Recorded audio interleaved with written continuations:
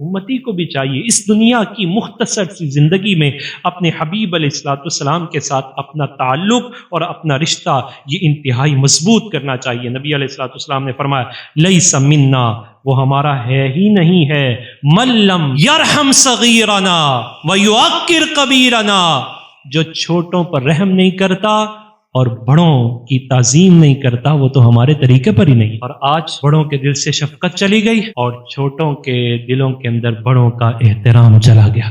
اب اس کا کوئی اور سبب نہیں ہے۔ بندہ آتا ہے کہتا ہے جی میرا بیٹا نافرمان ہو گیا ہے، حضرت جی کوئی تعویذ کر دے، جناب علی آپ نے اسے اللہ کا نافرمان بنایا، آپ کا فرما بردار کیسے رہے گا؟ یہ جو بزرگ تشریف فرمائے، جو ان کے دلوں میں اپنے ماں باپ کی محبت ہے، اگر نئی نسل میں نہیں ہے تو پھر سوچنا چاہیے ان کے دلوں میں جو محبت تھی ان کے ماں باپ نے ڈالی۔ کیسے ڈالی؟ اس وجہ سے کہ انہوں نے اللہ اور اس کے رسول کی محبت ڈالی۔ جب اللہ اور اس کے رسول کی محبت آ جائے تو ماں کا احترام بھی بتایا تو حضور نے بتایا ہے۔ حضور نے فرمایا الجنت تحت اقدام الامہات، میرے امتی سن لے، تو جنت ادھر ادھر تلاش نہ کر، ماں کے قدموں میں جا، جنت مل جائے۔ رضا الرب فی رضا الوالد، باپ کی رضا کو تلاش کر، اللہ تجھے اپنی رضا عطا فرمائے گا۔ تو جب ہم نے رب رسول سے دور کر دیا، اللہ اور اس کے رسول سے جب بندے دور ہو گئے، تو پھر یہ شکوہ کرنے کی کوئی ضرورت نہیں، بچہ میرا نہیں رہا، اولاد تو نکل گئی ہے۔ جناب آپ نے اللہ اور اس کے رسول کے راستے سے نکال دیا، پھر نتیجہ یہی نکلے گا۔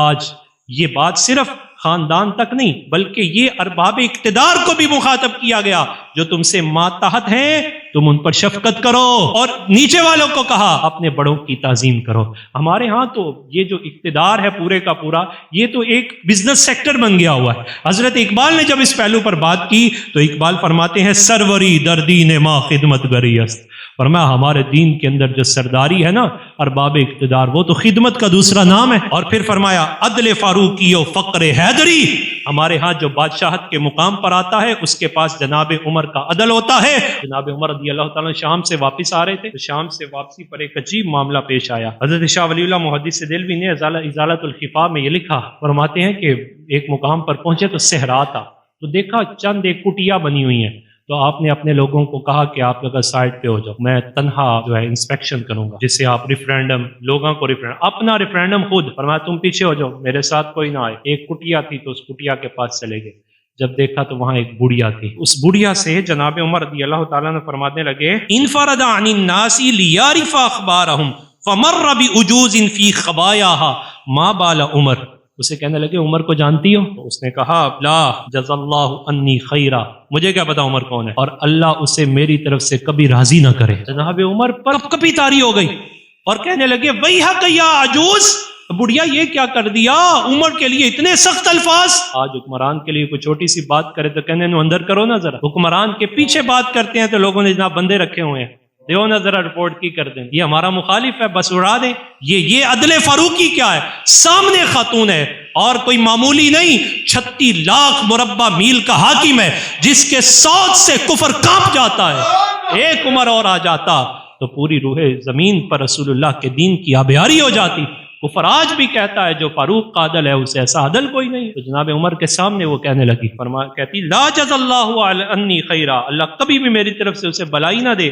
ویحا کلمہ قالت ہذہ الکلمہ، اور میں او بی بی جی اتنا سخت جملہ عمر کے بارے میں آپ نے کیوں کہہ دیا؟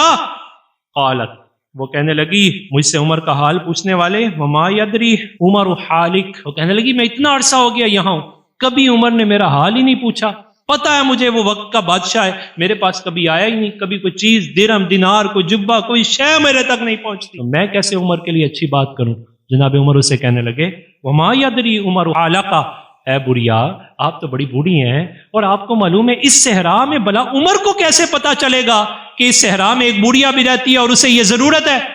اب وہ بوڑھیا جلال میں آئی، جناب عمر خود اسے بیان کرتے ہیں، فرماتے ہیں اس نے جو جملہ کہا میں یہ سمجھ گیا عمر تجھ سے زیادہ حکمرانی کا حق تو اس بڑھیا کو ہے جسے پتا ہے حکمرانی کیسے کرنی ہے۔ وہ بڑھیا یہ کہنے لگی اے فلاں شخص عمر کے بارے میں بات کرنے والے، اگر عمر کو میرا پتہ نہیں تو پھر مجھ پر حکمرانی کا حق بھی حاصل نہیں، اگر میرے تک اس کی رسائی نہیں ہے تو پھر میرے اس علاقے کا اسے حکمران بھی نہیں ہونا چاہیے۔